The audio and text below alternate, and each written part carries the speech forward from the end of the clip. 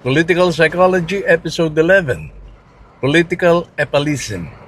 Kapag atensyon ang tunay na adiksyon. Diretso na tayo. Sa nakaraang episode, ipinakilala natin ang isang salitang matagal nang ginagamit ng tao sa araw-araw. Yan ang salitang epal. Pero ngayon, linawin natin ito ng mas malalim.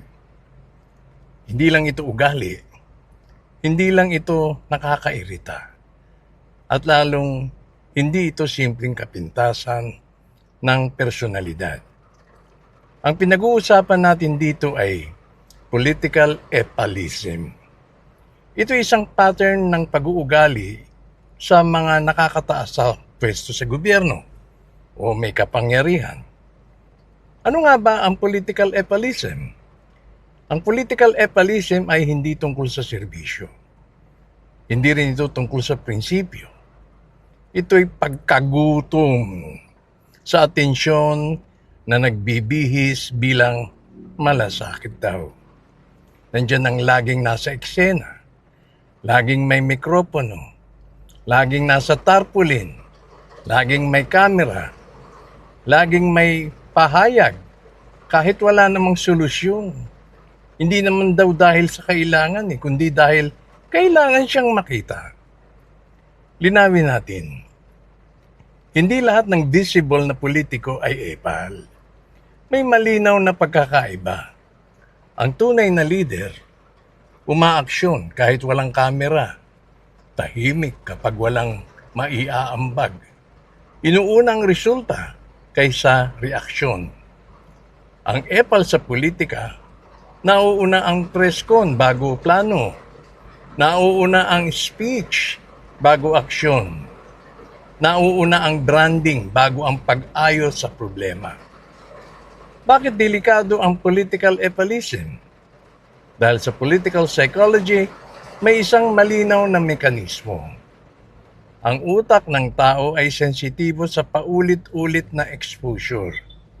Kapag araw-araw mong nakikita ang isang mukha, kahit wala naman itong ginagawa, nagiging pamilyar, di ba?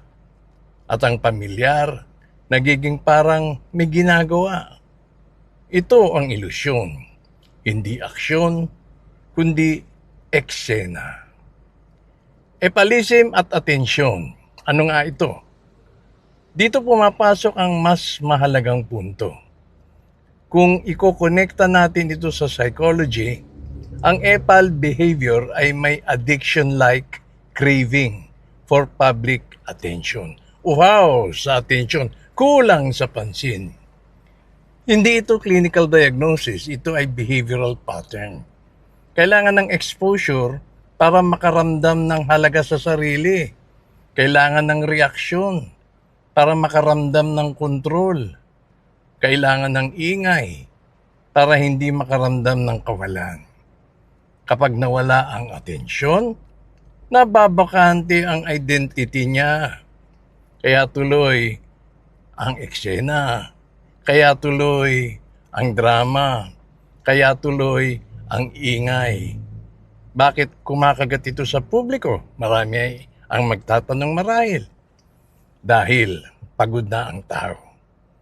Pagod sa galit, pagod sa takot, pagod sa komplikadong paliwanag. At ang epalism ay simple lamang. May kontrabida, may bida, may linya, may eksena, madaling sundan, madaling ipasa, madaling paniwalaan. Pero tandaan nito, ang ingay ay hindi katumbas ng tapang. Ang eksena ay hindi katumbas ng serbisyo. At ang atensyon ay hindi ebidensya ng husay. Sa political psychology, malinaw ito. Huwag lang pakinggan ang sinasabi. Tanungin kung ano ang hindi inaayos. Obserbahan kung ano ang inuulit at kung bakit inuulit-ulit. Bilang pangwakas, ang political epalism ay hindi aksidente.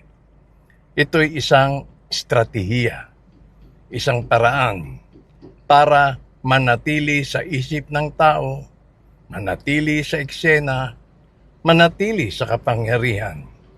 Pero habang abala tayo sa panunood, may mga problemang hindi naman ginagalaw.